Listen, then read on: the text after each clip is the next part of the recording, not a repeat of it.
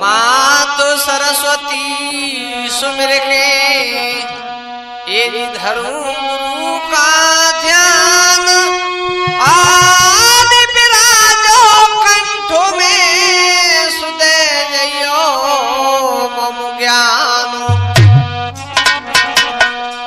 तो जो धाराम स्वामी मेरे ये पूर्ण कर दो आस और लाख कोश पर हम रहे सुरहो हमेशा पास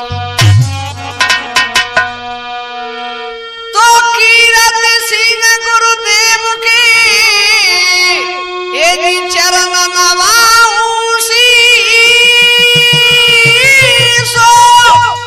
और भैरव गिरि स्वामी सदा सुदेते रहो आशीष ए आई जइयो भोरी मातु देश कामरु बारी आई जइयो भोरी मात देश कामरु बारी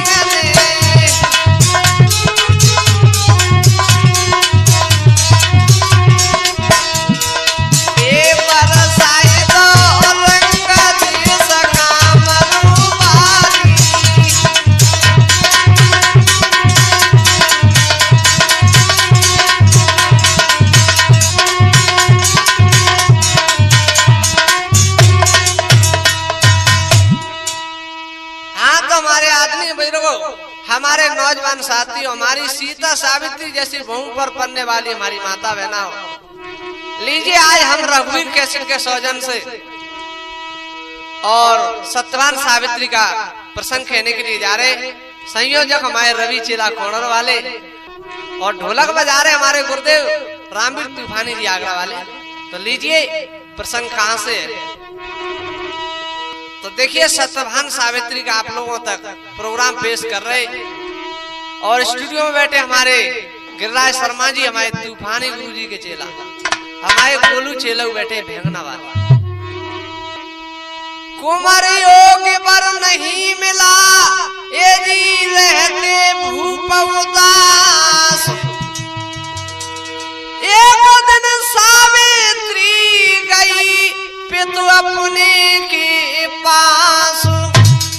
धीरे धीरे राजा अश्वपति अपनी लड़के के लिए कहीं घर मिल जाए तो बर नहीं मिले, और जहाँ बर मिल जाए तो घर नहीं मिले, बहुत बेचैन हो गए, कमजोर हो गए। देखा पिता को दुखित मनो, सावित्री बोली बेन, दिन दिन चोला सूखता रहते बहुत बेचैन। सावित्री ने जवाब दिया, पिताजी कैसे उदास हो रहे हो, कैसे, क्या कारण है? तो अश्वपति ने जवाब दिया, हे बेटी, तेरी बर की तलाश में मैंने बहुत नगर घूम लिए, लेकिन घर मिल जाता है तो बर नहीं मिलता, और बर मिल जाता है तो घर नहीं। बेटी लेकिन अब तो मैं तो ही आज्ञा देता हूं। तो क्या बोले राजा अश्वपति? बेटी सावित्री तू तो जइयो, ढूंढे बर अपनों कहूं अइयो।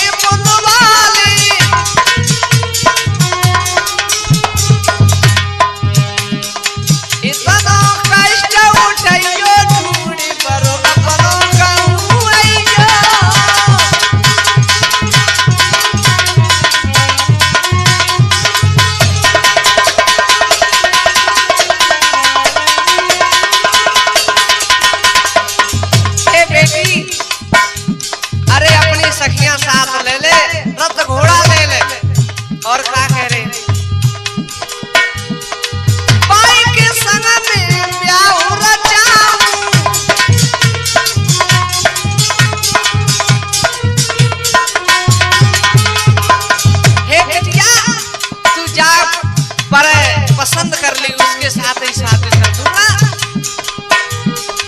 बाई के संग में ब्याह रचाऊं,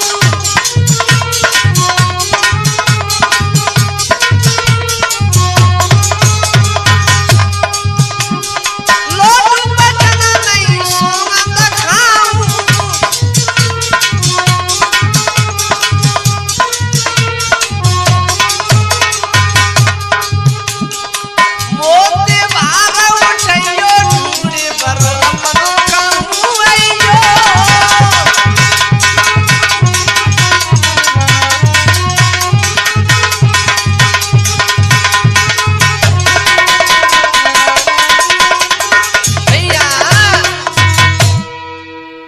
अश्वपति ने जवाब दो, बेटी अरे तुम चली जाओ। भैया क्या करो? सावित्री ने सुने पिता के वचन जब यदि सावित्री चली हरा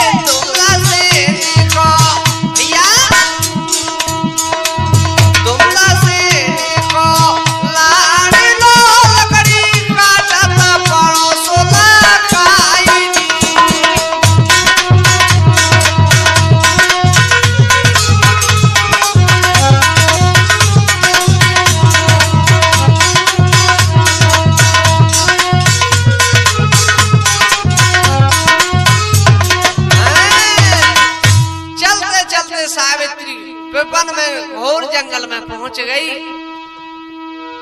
जब इधर देखा है भैया चंद्रमा सौरो सत्यभान पे नजर पड़ी।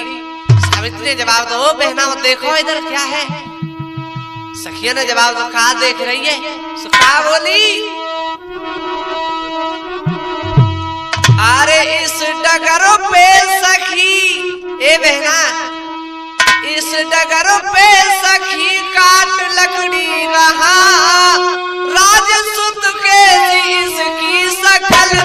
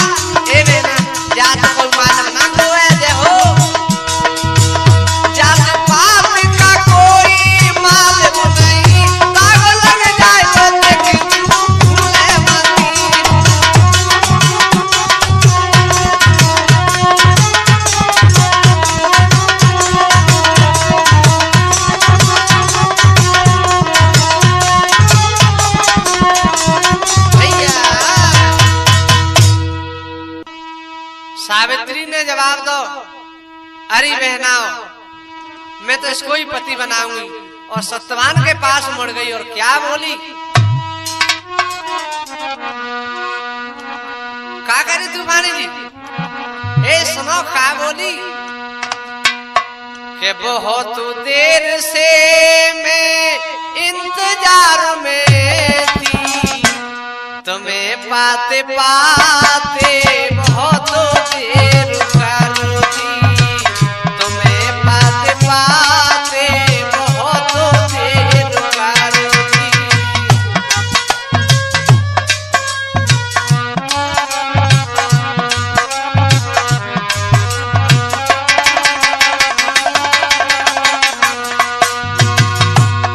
सत्यवान ने जवाब दो जा तो जैसी बहुत आवत है तो का कह रही, त्यारे लिए मैंने देव मनाए, शंकर के ऊपर फल फूल चढ़ाए।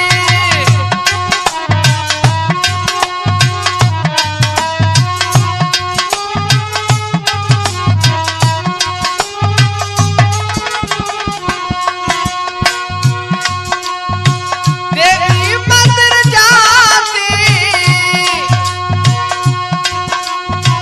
देवी मंदिर जाती, देवी को मनाते, तुम्हें पाते पाते बहुत देर करोगी।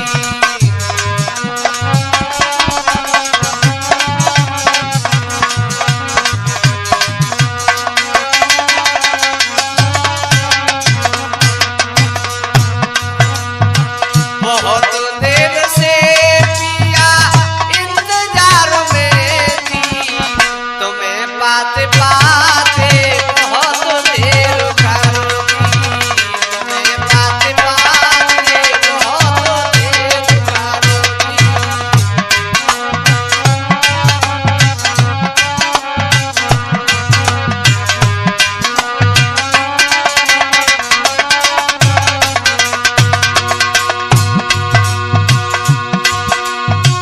हमारी तुम्हारी जोड़ी, ये सुनते हो, हमारी तुम्हारी जोड़ी दीदी ने बनाई, अंबिका तुम मुँह पे देखो भाई ये सहाई।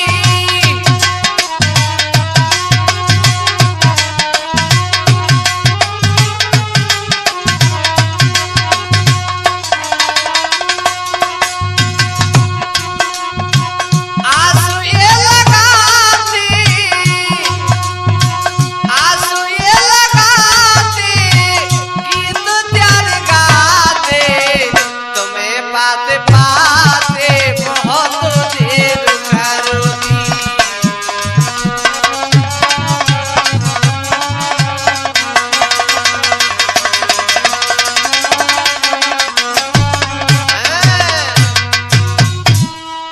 जवाब दो सावित्री ने, अरे नीचे उतर के आओ। सत्यभान ने जवाब दो जा तो जैसी बहुत आवत है, कछु काम जरूर कर भाई, मैं समझ गो तई चाल। तो सावित्री ने जवाब दो, ए सुनो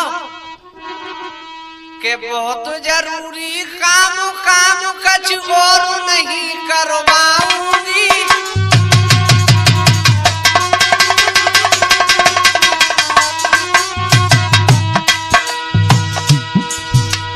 बहुत जरूरी काम काम कछु और नहीं करवाऊंगी, एक दो पूछूं बात और ज्यादा नहीं देर लगाऊंगी।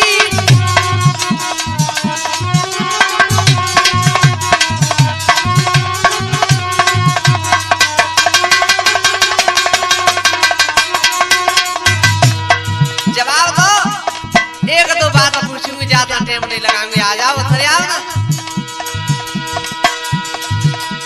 सूरत गई समाए सनम, शादी में तुमसे रचाऊंगी,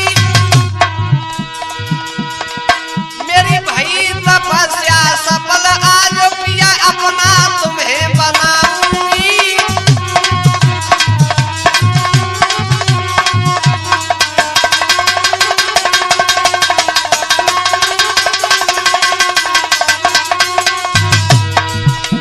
जवाब दो, नीचे आओ, मैं तुम्हें अपना पति बनाऊंगी।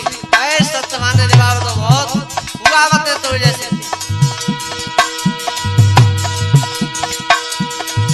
मैं ऊपर नीचे चढ़ूं मुफ्त में, मोए तेरा होए भार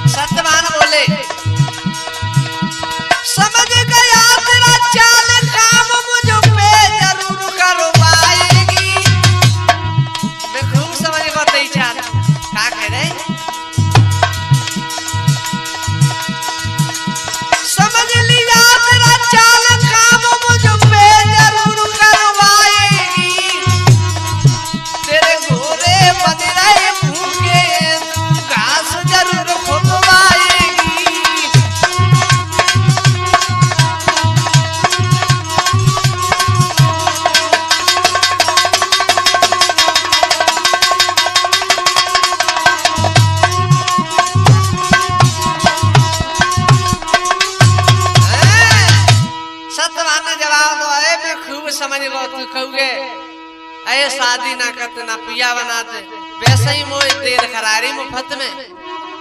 नहीं नहीं मैं तुम्हें पति बनाऊंगी, सच कह रही। तो सत्यवान क्या बोले, क्यों करती खोटी बात तन मेरे लटे हुए, जोड़ू तेरे हाथ का कपड़ा फटे हुए।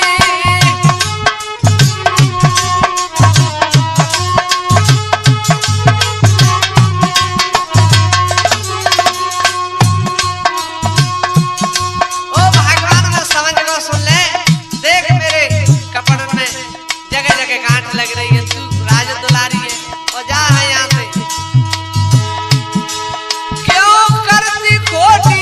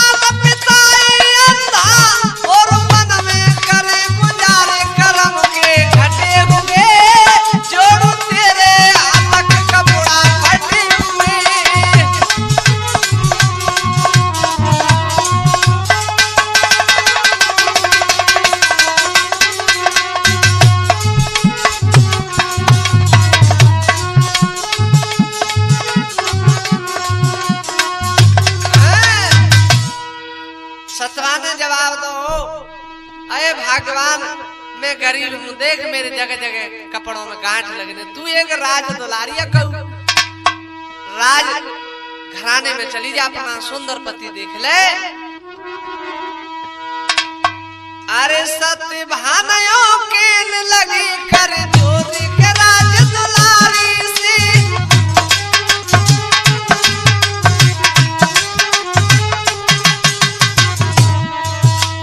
सत्य भानयों के लगी कर जोर के राज दुलारी से,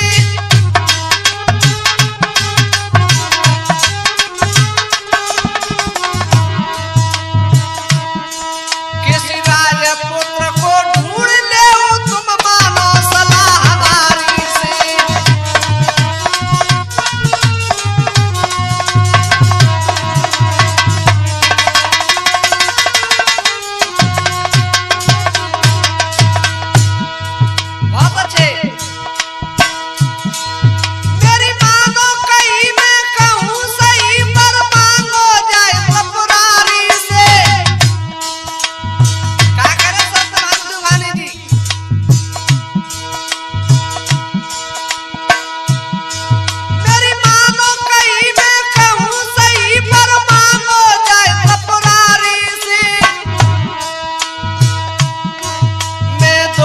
रहूं और भूखत हूं क्यों करती बात भिखारी से।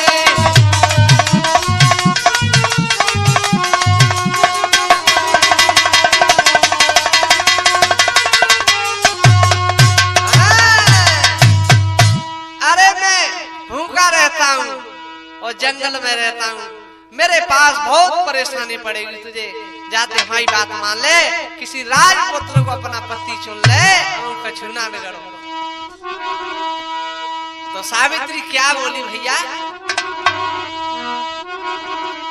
के आसो पति की लली, तूफानी जी, आसो पति की लली ढूंढे बेवर चली तने धारो लकड़ा हारो ही पति हुई हमारो।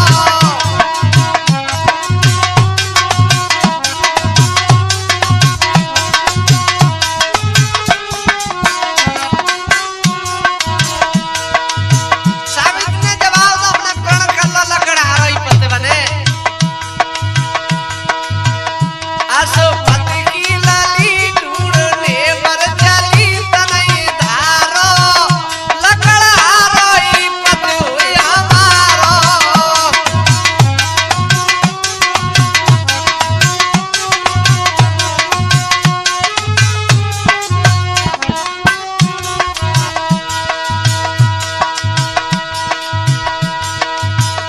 सावित्री मनोहरो साई बेटी अपने पिता पासो आई।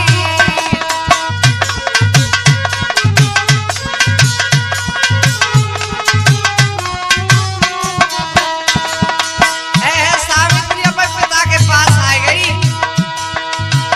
भूपत पिता की कहने, भूपत पिता की कहने ना टोरू बचन तने धारो लकड़ा हारो ही पति हुई हमारो।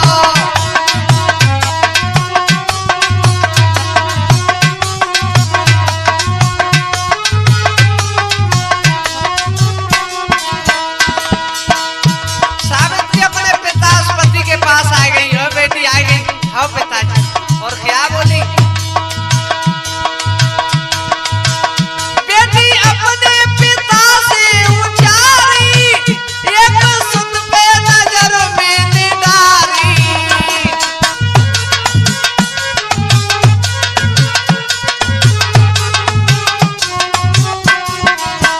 ओ पिताजी सुनो, बेटी अपने पिता से उचारी एक सुत पे नजर में निडारी।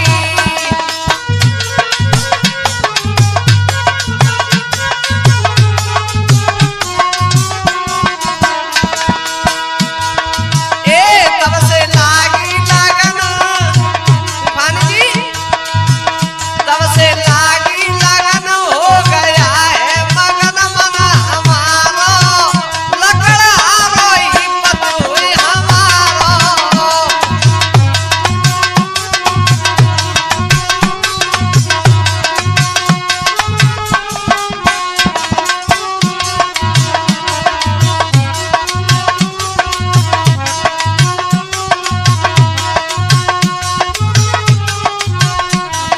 भैया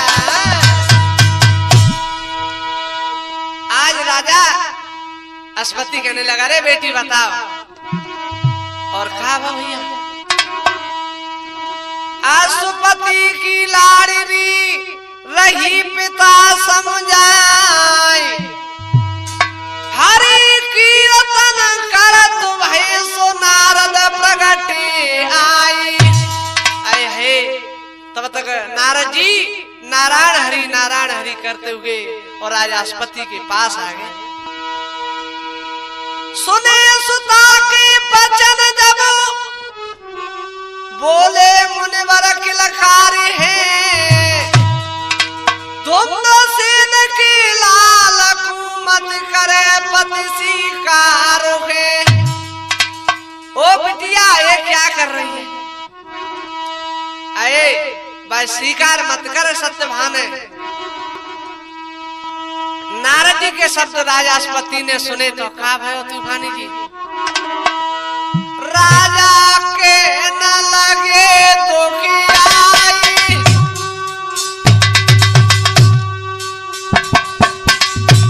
अरे साची बात बताई देव मुनिवर, सबरो भेद देव समझाई, अरे आज्ञा दे दई मैंने सुता को, मन चितो पर ढूंढो जाई, अरे का गलती भई मेरी सुता से, स्वामी ने कदियो समझाई, और साची में का आग लगी है, मेरे महाराज रोई रोई के राजा काई राई।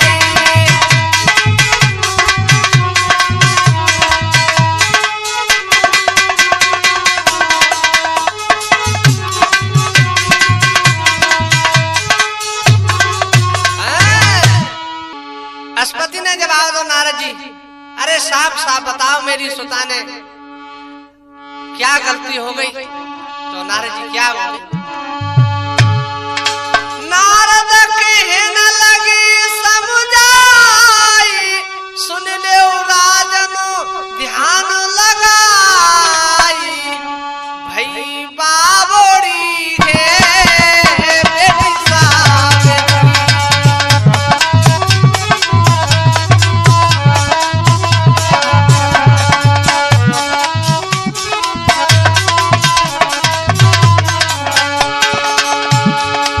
नारद कहने लगी हरसाई, सुन ले राजन ध्यान लगाई, भई बाबोड़ी है बेटी सावेत्री।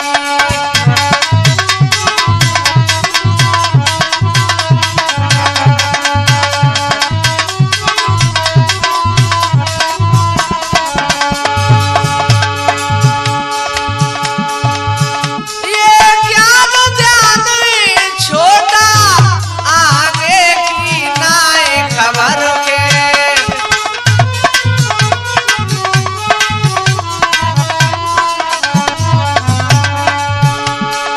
नारद जी ने जवाब दशपति सुन ले,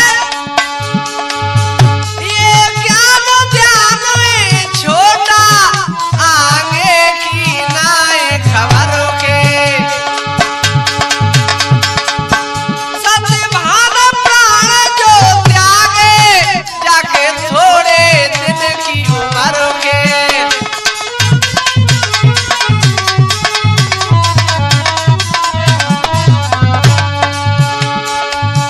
विधिनान लिखो ऐसो लेख, भई बाबोड़ी है बेटी सावेत्री।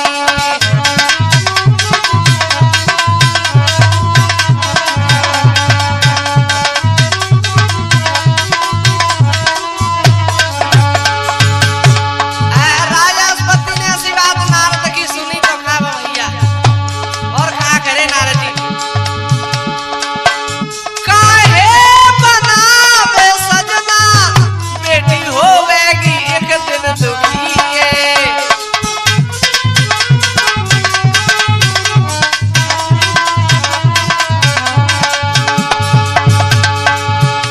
काहे बनावे सजना, बेटी होवेगी एक दिन दुखी है,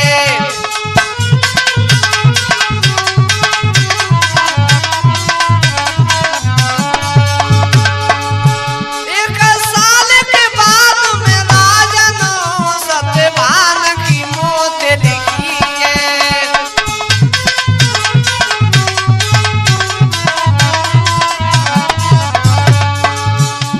नारद जी कह रहे अस्पति एक साल के बाद सत्यभान की मौत है, मुनि ज्ञानी सचवानी वचन आखो दिए बेटी सावेत्री।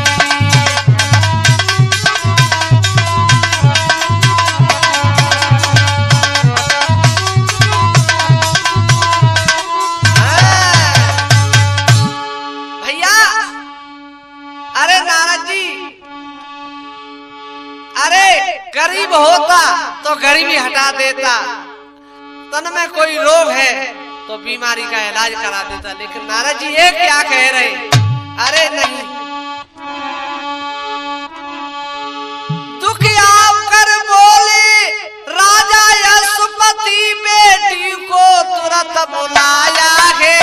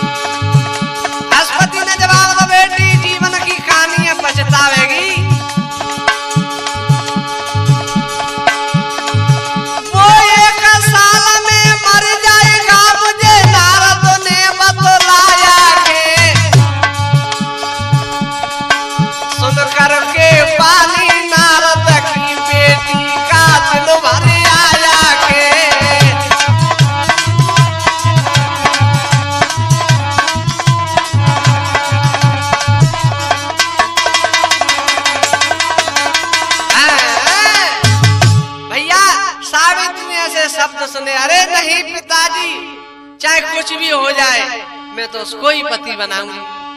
अश्वती ने जवाब तो बेटी अब हमको छूना बिगड़ो, एक राजपुत्र देख ले और जहां तेरी मर्जी हो वहां चली जा, लेकिन इसे सजना मती बनाए। तो क्या बोली भैया, ए मेरी भाई तपस्या सफल मोई बरो गंगा ने दिया।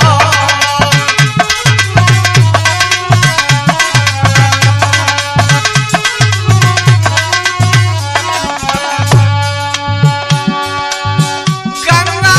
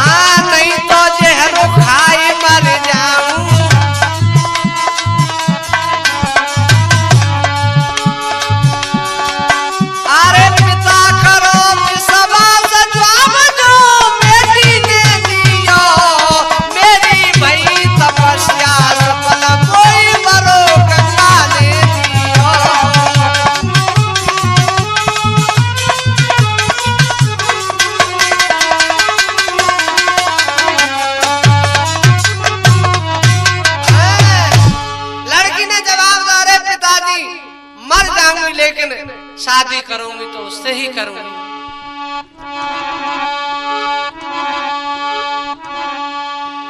राजा पति ने काफी समझ आया लेकिन सावित्री नहीं मानी। दूत भेज कर भूप ने लियो सत्यभान बुलवाए, नगर बिलौआ दे दयो सो नर नारी जुरियाई। भैया राजा ने सत्यभान को पास बुला लो, नगर बिलौआ दे दो। तो कहा करो वहां तूफानी जी के सावित्री बनी दुल्हनो बने सत्यभान वरना है, कर्मों का लेख लेखा किसी भांत न डरना है।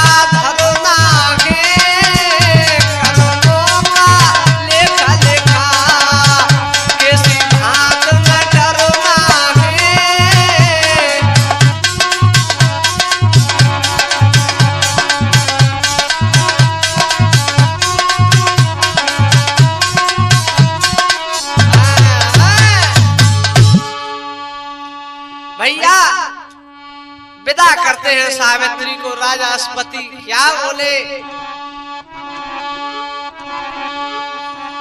बाबुल की दुआएं लेती जा जा तुझे सुखी संसार मिले।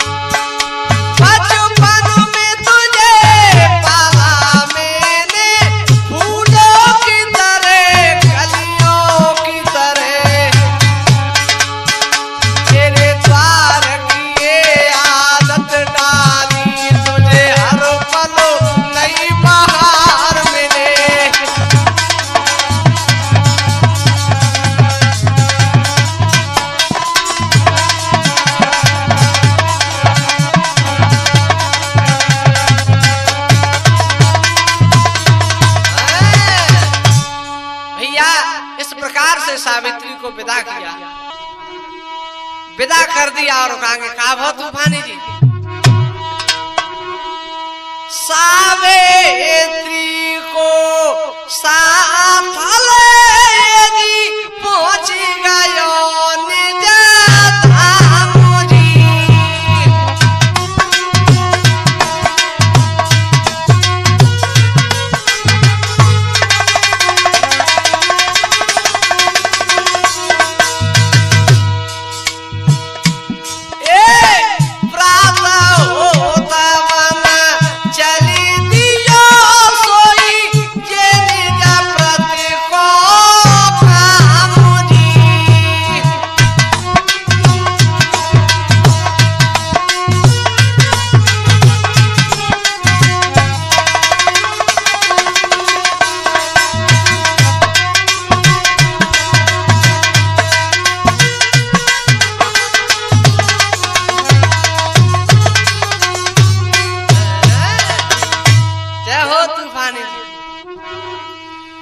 सत्यवान का काम क्या था? सवेरा हुआ लकड़ी के लिए चला जाता और क्या बोला है सुबह सुबह सत्यवान सावित्री से? सावित्री से कहने लगा सुनो प्रिय मेरी बाम, माता पिता की सेवा करना यही तुम्हारो काम। हे प्रिय तुम माता पिता की सेवा करो, यही तुम्हारा धर्म है। अब नारद के वचन और मैया के सावित्री को आ रहे, अब दिन दिन चोला सूखने लगा। कहा तूफानी जी के सावित्री रे दुखी के तनय अब सूखी गयो भैया।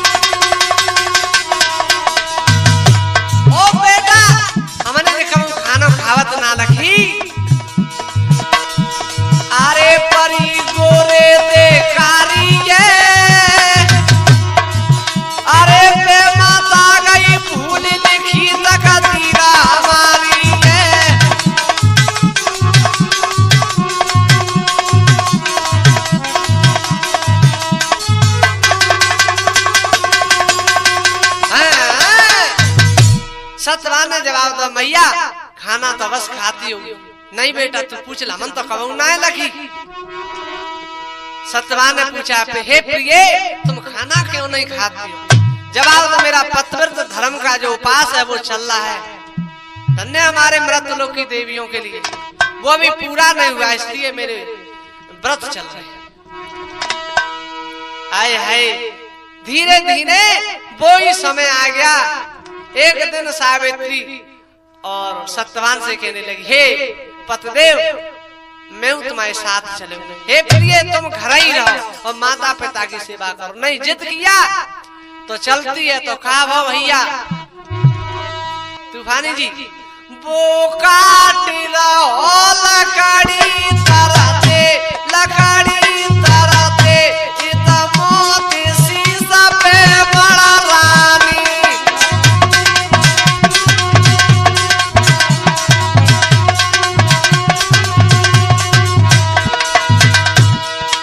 भैया समय तो ब्रह्म न टाले पाओ। अरे ना चले सिरा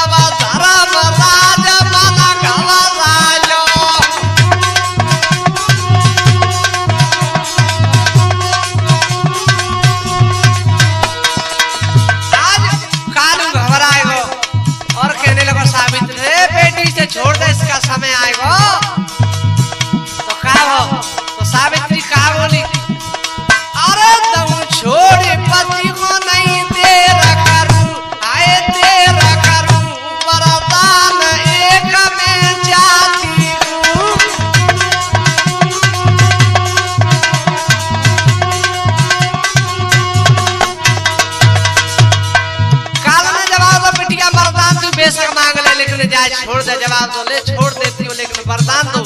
तो मांगले क्या मांगती है? तो क्या भयो?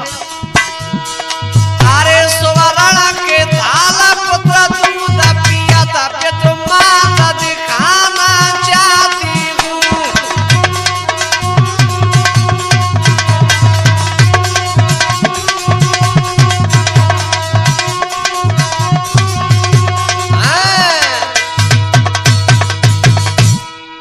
यमराज ने जवाब दो, जाए मस्त ऐसा ही होगा। बिना विचारे यमराज ने दयो सती वरदान, चल दियो विलोक को साथ लयो सत्यभानु। भैया सत्यभानु को लेकर के चल दिया हम लोग के लिए। पीछे मुड़ के देखा है सावित्री पड़ी लखाई, लौट जाओ घर अपने भोत रही समझाई। यमराज ने जवाब दो, बेटी अब तुम्हें वरदान तो दे दिया, लौट जाओ। तो क्या बोली? अरे दियो न मरो कम सोचो विचारो,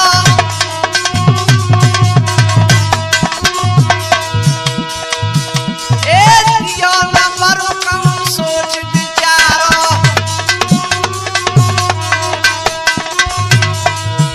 आए बिना पति कैसे होई पोतरा हमारो।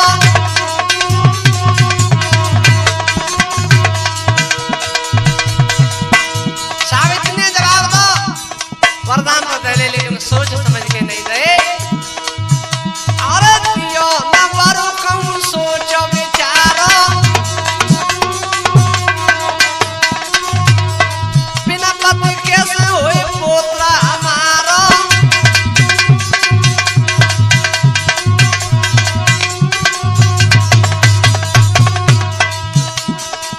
कई महाराज बचन में हारी, सती सुखारी।